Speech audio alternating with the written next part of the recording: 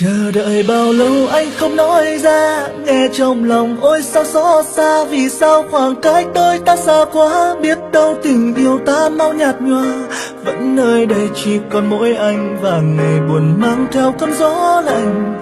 Bao thử thách vẫn ở phía trước, liệu rằng ta có vững bước vượt qua. Chỉ là vài câu yêu thương thế thôi, bao đêm dài mi cay đắng môi. Chỉ biết lặng im ơi sao bối rối, dẫu cho giờ con tim rung động rồi. Bàn tay ấm anh rất muôn năm, không bao giờ buông qua bao tháng năm. Làm sao cất tiếng nói anh yêu em nhiều lắm.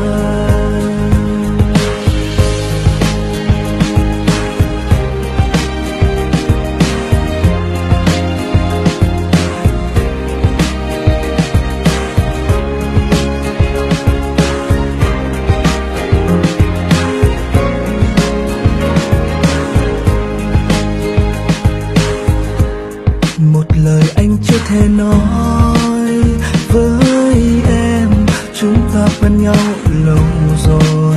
Từ lần đầu tiên đôi ta gặp nhau, thật sự thì anh cũng có biết đâu rằng mình sẽ đến bên nhau nhanh như vậy. Nhìn đôi mắt sáng lung linh, đã bao lần làm anh phải quên đi bản thân mình.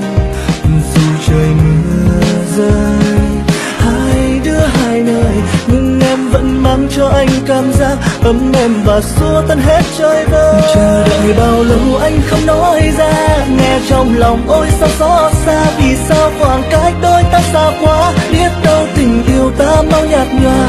Vẫn nơi đây chỉ còn mỗi anh và ngày buồn mang theo cơn gió lạnh.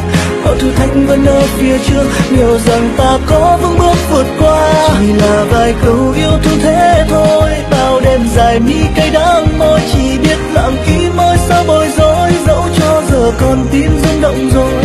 Bàn tay ấm anh rất muôn năm, không bao giờ buông qua bao tháng năm. Làm sao cất tiếng nói anh yêu em nhiều lắm.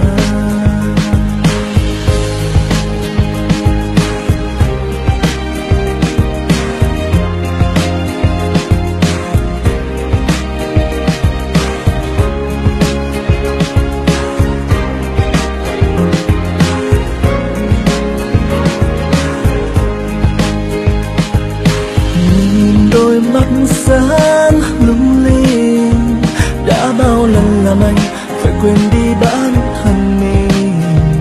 Dù trời mưa rơi, hai đứa hai nơi, nhưng em vẫn mang cho anh cảm giác ấm êm và xua tan hết trái vơi. Chờ đợi bao lâu anh không nói ra, nghe trong lòng ôi sao xót xa. Vì sao khoảng cách đôi ta xa quá, biết đâu tình yêu ta mau nhạt nhòa.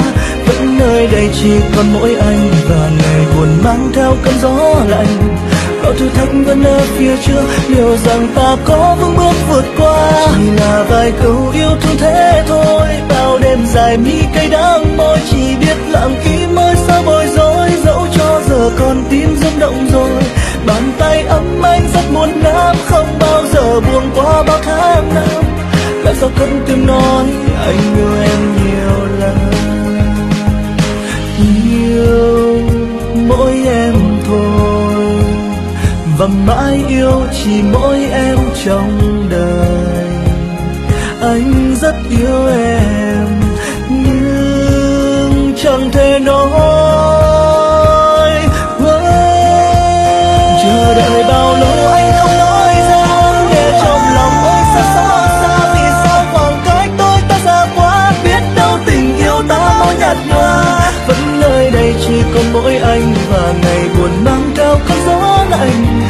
Bao thử thách vẫn ở phía trước, liệu rằng ta có vững bước vượt qua. Chỉ là vài câu yêu thương thế thôi, bao đêm dài mi cay đắng môi. Chỉ biết lòng im ôi sao bối rối, dẫu cho giờ con tim rung động rồi. Bàn tay ấm anh rất buồn năm, không bao giờ buông qua bao tháng năm.